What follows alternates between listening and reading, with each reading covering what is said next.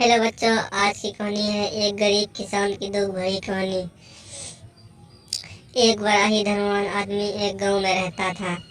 जैसे कि ज्यादातर पैसे वालों को होता है, इस धनवान सेठ को भी अपने पैसों का घमंड था। वह जिस गांव में रहता था वहां पर ज्यादातर लोग किसान थे। इन सभी किसानों के पास जितनी जमीन थी उससे कई गुना ज्यादा जमीन इस सेठ के पास थी। कई गरीब किसान तो इसके लिए इसके खेत में काम करते थे। इसी गांव में मोहन नाम का एक बड़ा ही मेहनती और सच्चा किसान रहता था। मोहन एक परिवार थोड़ा बड़ा था। उसके परिवार में उसके बूढ़े माँ बाप, पत्नी और 3 बच्चे थे जो सभी काफी छोटे थे। मोहन के पास ज्यादा जमीन नहीं थी, लेकिन जितनी भी थी उनमें से वह बड़ी मेहनत करता और अपने परिवार का पेट पालने लायक अनाज उगा लेता था। बाकी के पास भी यह बाकी किसान यह देखकर हैरान रह जाते कि कोई कैसे इतनी सी जमीन में इतना ज्यादा फसल उगा सकता है। एक वर्ष उस गांव में काफी ज्यादा बारिश हुई। इसके चलते कई किसानों की फसलें बर्बाद हो गई। इसमें से एक मोहन भी था। अब मोहन धर्म संकट में पड़ गया, क्योंकि उसके परिवार में उसके अलावा कोई और कमाने वाला नहीं था। अपने परिवार को भूखा मरते हुए वह देख नहीं सकता था। वह जानता था कि इस गांव में अगर कोई इसकी मदद कर सकता है तो वह घमंडी शेर है, जिसने गांव के कई गरीब किसानों को यह कर्ज दिया है या तो अपने यहाँ काम पर रखा हुआ है। हाथ पर हाथ धरे नहीं बैठ सकते। सेठ के पास पहुंचकर मोहन बोला, सेठ जी, आपकी बहुत मेहरबानी होगी अगर आप मुझे थोड़ा सा कर्जा दे दे, जिसमें अपने खेतों में फिर से कोई फसल उगा सकूं, या फिर आप मुझे अपने यहाँ नौकरी दे दे ताकि मेरे परिवार को 2 वक्त का खाना मिल सके। घमंडी सेठ को उसकी इन बातों से कोई मतलब था नहीं, लेकिन गांव के सारे लोगों की तरह वह भी यह जानता था कि मोहन कितना मेहनती और वह जिस भी खेत में काम करेगा वहाँ वह 2 गुनी फसल उगा सकता है। सेठ ने सोचा, अगर मैं इसे पैसे उधार देता हूँ तो शायद यह इस स्थिति में नहीं है कि मुझे वापस लौटा सके, लेकिन अगर मैं इसे अपने खेत में काम करवाता हूँ तो मुझे जरूर 2 गुना फायदा होगा। सेठ मोहन से बोला, देख भाई, पैसे तो मैं तुझे दूंगा नहीं और मेरे पास भी खेतों में काम करने के लिए कई किसान पहले से मौजूद है, लेकिन तुझ पर तरस खाकर मैं तुझे अपने खेतों में नौकरी देता हूँ, पर मैं तुझे इसके लिए ज़्यादा पैसे नहीं दूंगा। बाकी किसानों को मैं 300 देता हूँ, तुझे 200 ही दे पाऊंगा। मरता क्या न करता। मोहन ने सेठ की शर्त मान ली और उसी दिन से सेठ के खेतों में काम करना शुरू कर दिया। 2 महीनों तक नियमित वो सेठ के खेतों में जाकर कड़ी मेहनत करता और देखते ही देखते 4 महीनों का काम उसने अपनी मेहनत से 2 महीने में ही खत्म कर दिया। कभी उसको यह जताता नहीं था।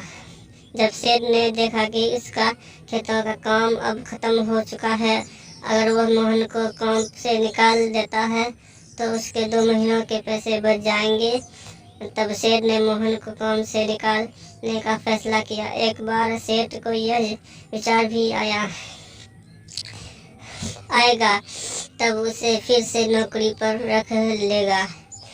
आखिर इस गांव में उसके अलावा है ही कौन जिसके आगे ये लोग अपने हाथ फैलाएंगे। एक दिन सेठ ने मोहन को अपने पास बुला के उसको इस दिन का पैसा दिया और साथ में यह भी कहा कि कल से तुमको काम पर आने की जरूरत नहीं है। अब मेरे पास तुम्हारे लिए कोई काम नहीं बचा है। जब मेरे पास काम आएगा तब मैं तुम्हें बुला लूँगा।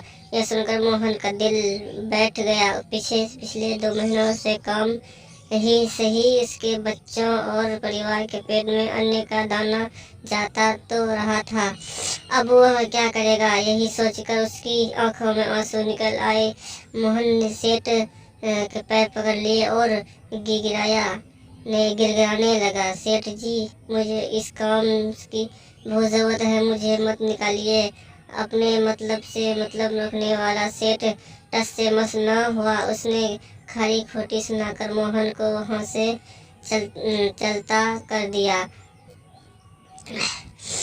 अगले दिन जब सेठ सवेरे उठा और अपने आंगन में आया तो उसने देखा कि मोहन उसके आंगन में बैठा है। सेठ ने उसको वापस बुलाकर पूछा कि क्या हुआ, तुम यहाँ पर बैठे हो। मोहन बोला, सेठ जी, मुझे वापस काम पर रख लीजिए। आप जानते हैं कि मेरी आर्थिक परिस्थिति कैसी है, थोड़ी दया कीजिए। लेकिन सेठ ने उसकी एक न सुनी और फिर एक बार उसे बुरा भला कहकर वहाँ से जाने के लिए कहा। बेचारा मोहन अपना सिर नीचे झुकाकर वहाँ से चला गया। अगले दिन फिर यह घटना दोहराई गई। मोहन फिर सेठ के आंगन में बैठा था। सेठ ने फिर उसको वहाँ से जाने के लिए कहा। यही घटना अगले कई दिनों तक चलती रही। अब तो मोहन सेठ के हकालने पर भी वहाँ से नहीं जाता और वहीं पर बैठा रहा। एक बार सेठ ने उसे पूछ लिया, तुम कैसे आदमी हो, मैं तुम्हारा इतना अपना अपमान करता हूँ लेकिन तुम्हें कोई फर्क नहीं पड़ता। तब मोहन ने सेठ से कहा, बुरा तो बहुत लगता है सेठ जी, लेकिन जब घर जाता हूँ और भूख से बिलखते अपने माँ बाप और बच्चों को देखता हूँ तब यह अपमान मुझे कुछ भी नहीं लगता। इतना सब कुछ होने के बाद भी सेठ का दिल जैसे पत्थर का बना हुआ था। उसने मोहन को अभी तक काम पर नहीं रखा और न ही उसका ऐसा करने का कोई इरादा था।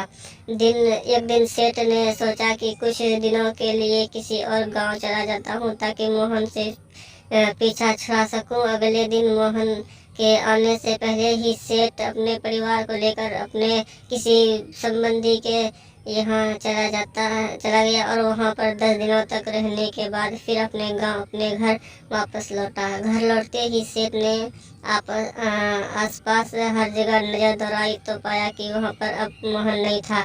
सेठ ने सोचा, मेरी तरकीब काम आ गई, लगता है मोहन से जान छूट गया। हालांकि अब सेठ के द्वार पर मोहन नहीं बैठा था, लेकिन मोहन का विचार अभी भी सेठ के मन में घर कर बैठा था। सेठ सोच रहा था, मोहन इतनी जल्दी हार मानने वाला आदमी तो नहीं दिखता है। उसके साथ क्या हुआ होगा, क्या उसके कहीं कोई अगर काम मिल गया होगा या फिर और कुछ। इन विचारों ने सेठ को बेचैन कर दिया और आखिर सेठ को मोहन की खबर लेने के लिए गांव में जाना पड़ा।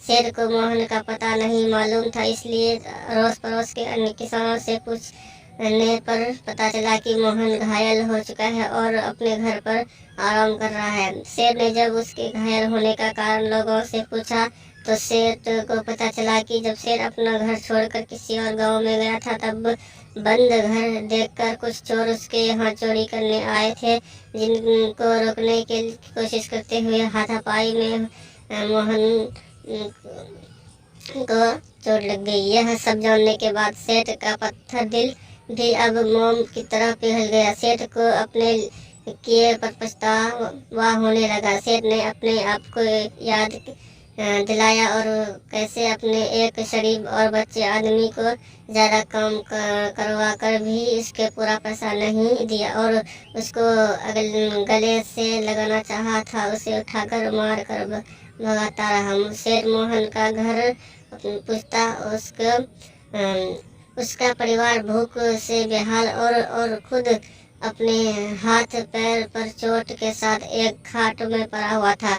यह दृश्य देखकर सेठ की आंखों में आंसू बाहर निकले। सेठ ने मोहन के पास जाकर उसके सच्चे दिल से माफ़ी मांगी, उसकी मेहनत और के पैसे दिए, उसका इलाज करवाया, उसकी